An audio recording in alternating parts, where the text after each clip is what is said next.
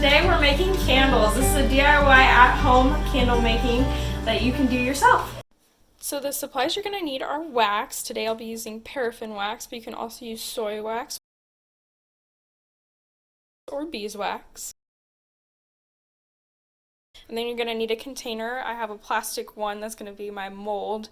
You can also use the container you're just going to keep the candle in, like a glass jar or a mason jar. Anything like that will work. There's metal molds too that you can get.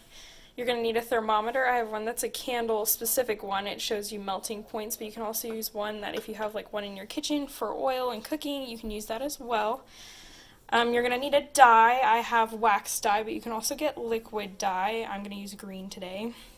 You're going to need a scent. This one's peppermint, but there's a bunch of different kinds you can get at a craft store, like floral or things like baked goods like apple pie or vanilla. You're going to need a wick. I've got these cotton wicks that are just kind of your standard candle wicks, or you can get wood wicks. They're kind of thicker and you can use them for bigger candles. I have this sticky wax that I put underneath the wick. You'll see that later, but you can also just use the wax that you're melting. And then you're going to need a skewer or a pencil. I'll show you what that's used for later. And then for me, I'm going to make my own double boiler with a glass bowl and then a pot with water. Otherwise you can buy, there's ones that are candle specific.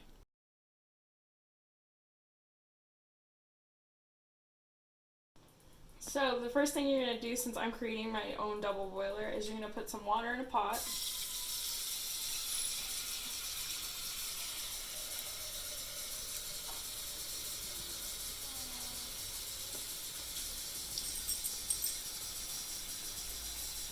You're only going to want to fill it up about halfway so your bowl can sit inside of it. Place that on the stove and then turn it up on high because you want to get the water running to a boil, hence double boiler. And while that's heating up, you can pick out a glass bowl that's going to fit right inside of the pot nicely. And then while you're waiting for your pot to boil, you can set up your wick. So I've got my small little wick from my little container. And then I'm going to take my sticky wax, or some people like to use hot glue if you're going to put it in the container that you want it in, or other people use the wax later. I like to do it beforehand though, just so it's ready to go. And then stick that on the bottom of your wick, and then stick your wick right in the center on the bottom of either your mold or your container. Next, so when you pour it in, the wick has a tendency to move around. So you take either your skewer or your pencil or your pen, whatever you want to use. Make sure it's center and then wrap the wick around the skewer. And make sure it's right in the middle. So it's right there in the center.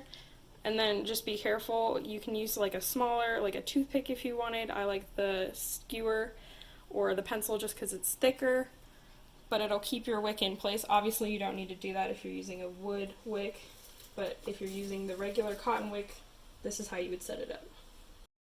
Alright, so now that our water is boiling, we can go and put our glass bowl on top, and then you're going to take the wax and pour it into the bowl. And you can stir it around just to kind of get it going and get it melting quicker. You can use a spatula or a spoon for this. I just kind of use my thermometer because I'm going to stick it in the wax anyways.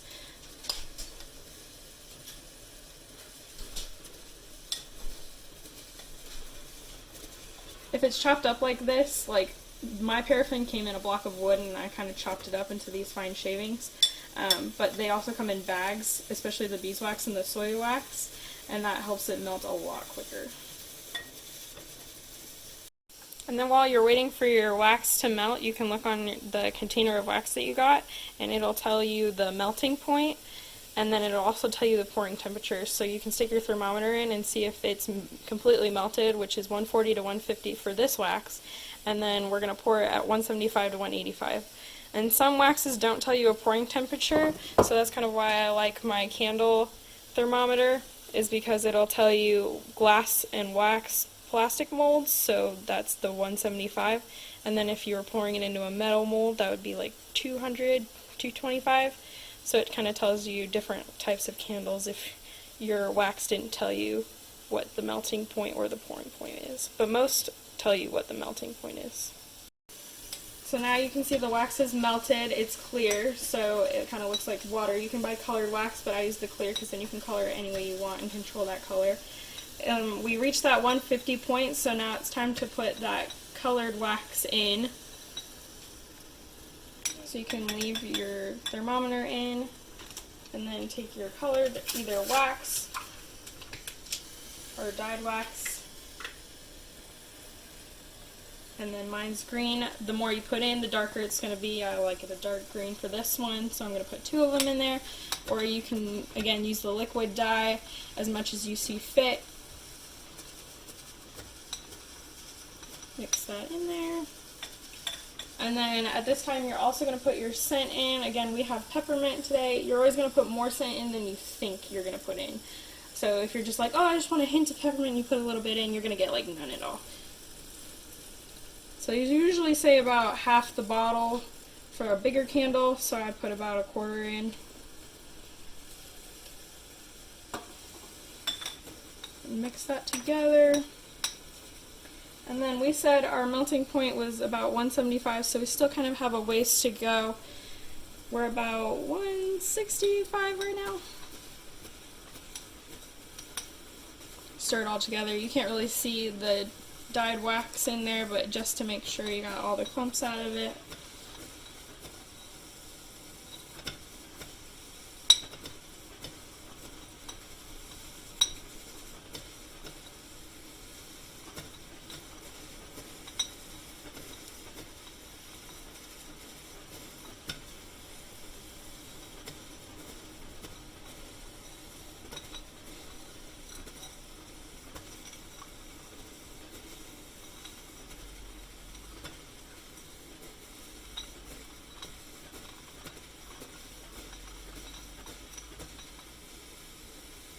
Alright, so it looks like we reached that 175, so that's our pouring point. So you can go ahead and take your thermometer out.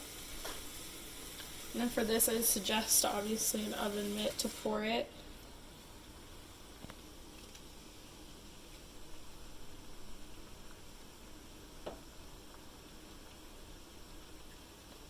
And you're going to pour most of it in, but you're going to save a little bit of wax. And I'll show you what to do with this little bit of wax at the end. It's okay if it hardens up. That's the beauty of wax. You can remelt it. Alright, so now we have our candle. It's going to take a few hours to cool. The bigger the candle, obviously, the longer it's going to take to cool. You can stick it in the fridge if you want. Otherwise, it's perfectly fine just cooling in room temperature. And then we're going to show you, so when it cools, it shrinks. So that's why we saved our extra wax. We're going to pour it on top, and I'll show you that after it's cooled. And then wherever you set it to cool, make sure that wick is centered. You can just move the skewer around until you find the center, and then make sure like nobody touches it so that wick stays right in the middle for it to set. So our candle's cooled down. And you can see, like I said, it shrinks, so it's got like a well inside of it. So that's why we saved that extra bit of wax, so you're going to get the same color or same smell, because if you didn't save it, then you could not put as much dye to wax ratio or scent to wax ratio, and it would look kind of off. So this just kind of keeps the whole thing consistent. So now I'm back to, I saved it in the bowl, and again, like I said, the beauty of wax is you're able to reheat it. So we're reheating it back to that 175 point, because that's our melting point and our pouring point. Alright, so we're reaching that 175 point on our, this is what we call the top off wax, and right about there. So now we can take our thermometer out. And once more, go ahead and pour that into the mold.